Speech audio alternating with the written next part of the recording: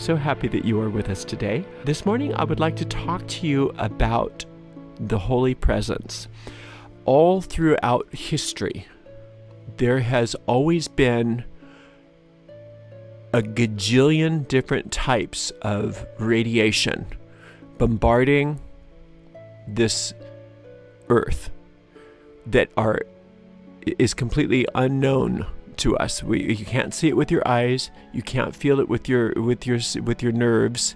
You can't hear it. You can't taste it. You don't know it's there. There's gamma rays and X-rays and these rays and those rays, all kinds of energy, very powerful energy, radio waves. I mean, just like a gajillion things. Even before the man-made stuff, there's always been that, those kinds of forces and powers that have been bombarding us at all times, completely unbeknownst to us. Before we had any instruments to ever measure these things, or we even understood that they existed, nobody was aware of them, but they were there. They were still there. And by the same token, there's an omnipresence.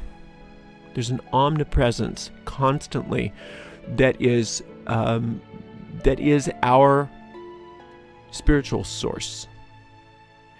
And a lot of times we talk about, spiritual source, and we talk about, we talk about our higher self and our higher power, and it's all sort of theoretical, because we don't understand that the presence is just as real as something that like our car, or our house, or our bodies, or something like that. We don't understand that it's just that real, because we can't see it with our eyes. We can't feel it with our hands. We can't hear it with our physical ears.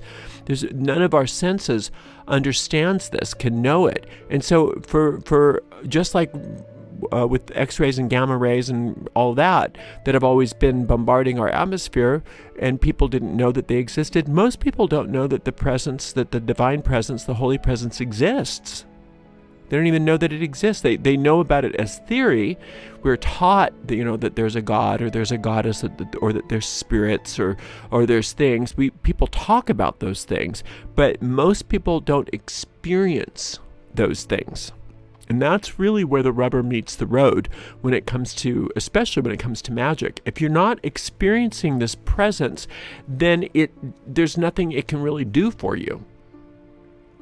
So what we have to recognize is when we do our daily practice, part of what that practice is, or actually the core of that practice, really needs to be in experiencing the presence itself as a vital force. And that's why in the craft, invocation is often practiced, is because when you invoke something, what that means is that you're calling into yourself that presence. Okay? Now, invocation in that definition is a bit of a misnomer, because you can't call into yourself something that's already there. There's nothing to call in. That presence is already 100% within you. It's already there for you. But what you're actually doing when you call into yourself a presence, you're calling into yourself the awareness of a presence. Now, on the most actual level of truth, there is only one. And we talk about that. When you do soul magic, we understand that we are talking about the Godhead. If we're looking at the tree of life, I believe this Wednesday we're going to be talking a little bit about the Kabbalah in the magic class on the live stream. So you may want to tune in for that, either live or on the replay. But on the top of the tree of life is Kether, and that's the crown. That's the Godhead, and that's the ultimate power, meaning that there's nothing else. There's only one. There's not two powers. There's not seven powers. There's not 10 powers. There's one power, and all the other spheres emanate from that power, as just as sunbeams emanate from a sun. There's not a bunch of different sunbeams. There's one sun with there's apparently different sunbeams, but that's an illusion. Those are individuations of the one power, but there's no separateness. There's nothing to separate it. So when you're dealing with the absolute on that level, there's only one presence. There's only one presence, there's only one source, there's only one substance, and there's only one presence. And scientists will call that probably like atomic energy. You know, there's maybe or etheric energy, or that grand unifying principle. There's you know, if you get to the bottom of an atom, there's that energy that exists, that's everywhere. That nothing exists without it. And that's the same exact presence that we're talking about here, although we look at it as more of a spiritual thing, and they look at it as more of a mechanical thing, but it's still the same thing. It's all the same. Now, when you're working, when you're looking at the rest of the tree of life, there's different aspects of the one, and that's totally valid. It's not saying that there's separate deities that are kind of fighting for each other. That's ridiculous. There's different personifications, or there's different aspects, or there's different expressions of the one, just like there's different colors when a prism is added to pure light. Right? When there's pure light that's separated into different colors, that of a spectrum of color that's there, then it appears as, you know, different colors, but they're really not different separate colors. They're just expressions of one light. And the same is true of all gods and goddesses, and every single god and goddess can exist on the tree of life. And there's nothing wrong with invoking a goddess or a god. There's nothing wrong with invoking a deity. What's important is that you understand what you're doing when you invoke a deity. You're not invoking, from our point of view, and again, I don't want to, you know, make this as if I'm right and everybody else is wrong. It's just, this is the way I see things, and this is the way that it's powerful for me, and this is the way that makes sense. And so this is what we teach around here, is that there aren't separate deities. There is one presence that has separate expressions. So if you're dealing, for instance, if you're working with the goddess Hecate, she would probably be either on the third sphere of the tree of life or the ninth sphere of the tree of life, usually one of those two. Hecate is so enmeshed with Saturn that I see her mostly as a third sphere goddess. So if you're calling on Hecate as a goddess, you would have the presence of that sphere would be the way that the one presence is revealing itself to you. Okay. Now, if you were calling on, let's say, the power of, let's say you were calling on the power of, I don't know, Bridget. Let's say you were calling on Bridget. She would probably be, I would see her oftentimes, and again, there's not only one place that these goddesses and gods live, but it depends on how you're interacting with them. Usually on sphere 7. She's wonderful for sphere 7. Sometimes she's on sphere 9, and sometimes she's on sphere 3. Right? It just depends on her, on how you're working with her. But the presence is one, but how it reveals itself to you depends on how you're approaching it. So if we're calling on Cernunnos, he might be on sphere 2 for many of us, because he's the ultimate father, or Pan. He's the god. He's the father. He's the male deity. But for some people, Cernunnos is more of a sphere 8 person when they're working with him. He's got more of a mercurial nature, right? More of that energy. Loki is probably sphere number 8 because he's a trickster and that kind of thing. So where you're interacting with the one power and presence can be very individuated according to how you're interacting with the presence. But ultimately, there's only one presence. Now, if you don't have the need or the desire to call on separate deities, you don't need to.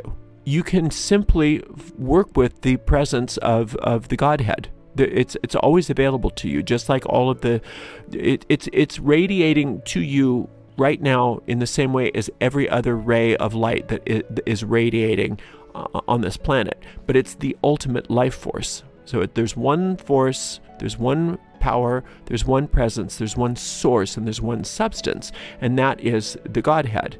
And if that one source, one force, one presence is individuated, then you can work with it specifically in that regard. Now, in the same way that we work with deities that way, we can also work with angels. Angels can be the another way that the one presence is individuated, and this is why the angels are called messengers of God. The reason why they're messengers of God is they're carrying a specific quality with them. So if like for today is Sunday, if we were doing work with the sun, which is usually sphere 6, we might be working. We might be working with Michael if we're working with angelic energy, or we might be working with Apollo, or we might be working with Ra, or any of the other sun gods, or we might be working with Jesus if you happen to be in that, that point of view. Wherever that solar god or that savior god is for you is on that 6th sphere of the tree of life, and Sunday is the day of the sun, so we can personify it, we can individuate it that way, but we don't need to. We can always work just with the one presence. So I want to just show you a feeling of that for just a moment. So if you can take a moment and just close your eyes if you're in a place that's safe.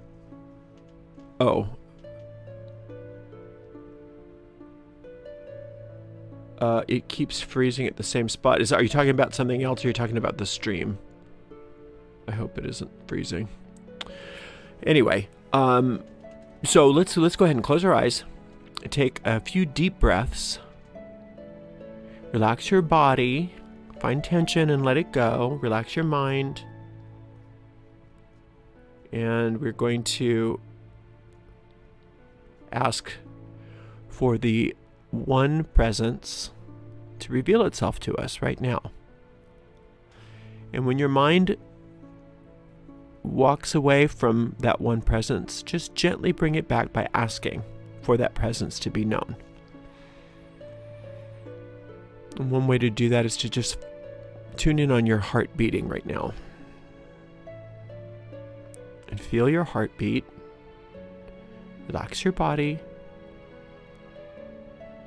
And allow yourself to get behind that heartbeat and notice what's beating it. Notice where that heartbeat is emanating, from where that heartbeat is emanating.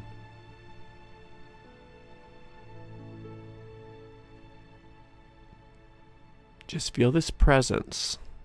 This is the one power of the universe. This is the life source.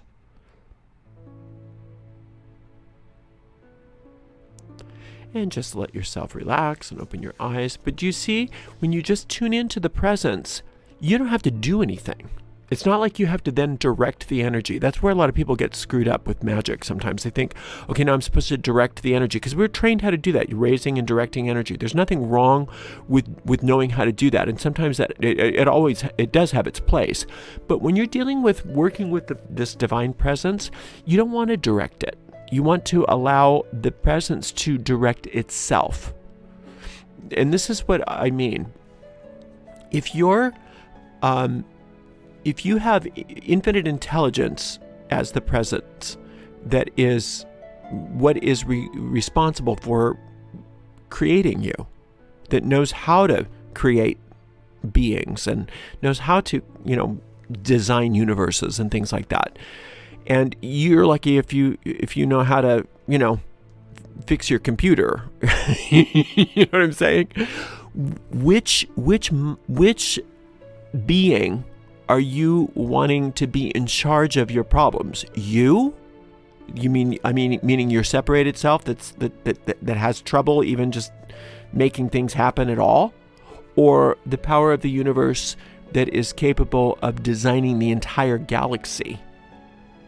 and that is capable of all miraculous things that we can see with our eyes, and then things that we can't see with our eyes.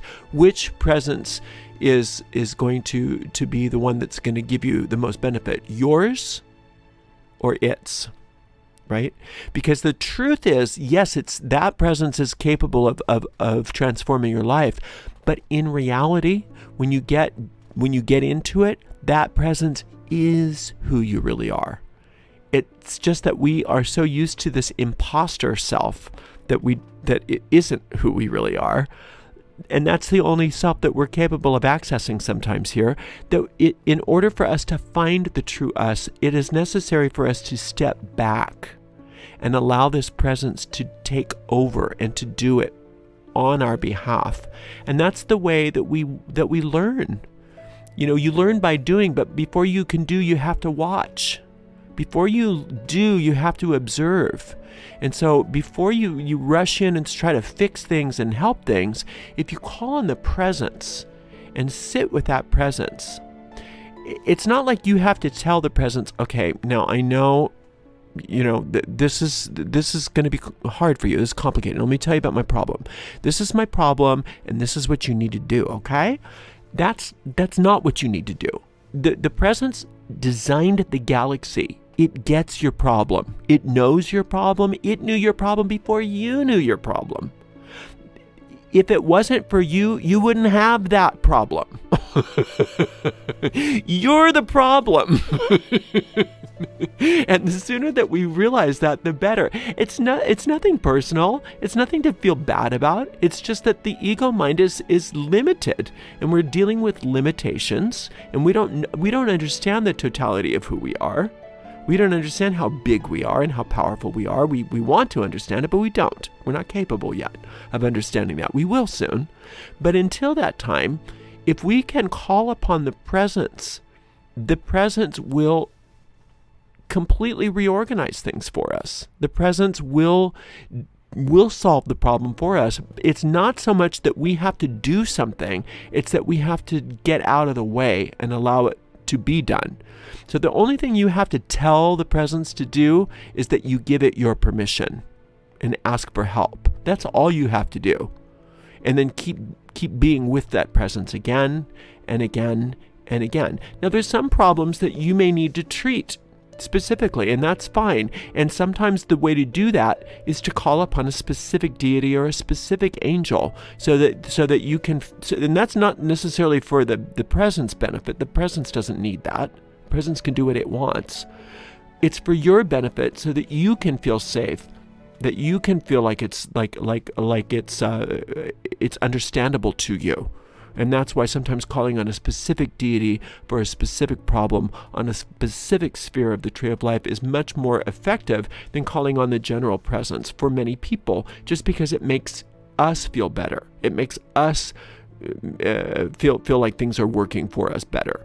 But you don't need it if you don't want it. You can also just call upon the one true power, the one true presence, and recognize that that's all there is.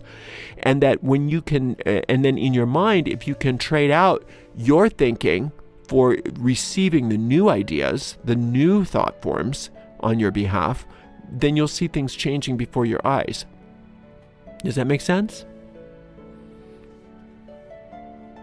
Okay. Anybody have any questions on this before we move? All right. Well, this is awesome. I love working with you, and I am going to be gone tomorrow, as we know, and then we'll be back on Tuesday. We'll be having our tarot class on Tuesday. We'll have a magic class on Wednesday, Psalm Magic Thursday, Rosary Friday, second Psalm Magic on Saturday, and then back to another live stream lecture on Sunday. All right, and I really love you, and I appreciate you being here, and I want only the best for you. I'm seeing amazing blessings coming your way today. Expect them. I see them on their way. They're rushing towards you right now. All right, and so I will see you online, and I will see you next time we are doing the live stream on Tuesday. And until then, blessed be.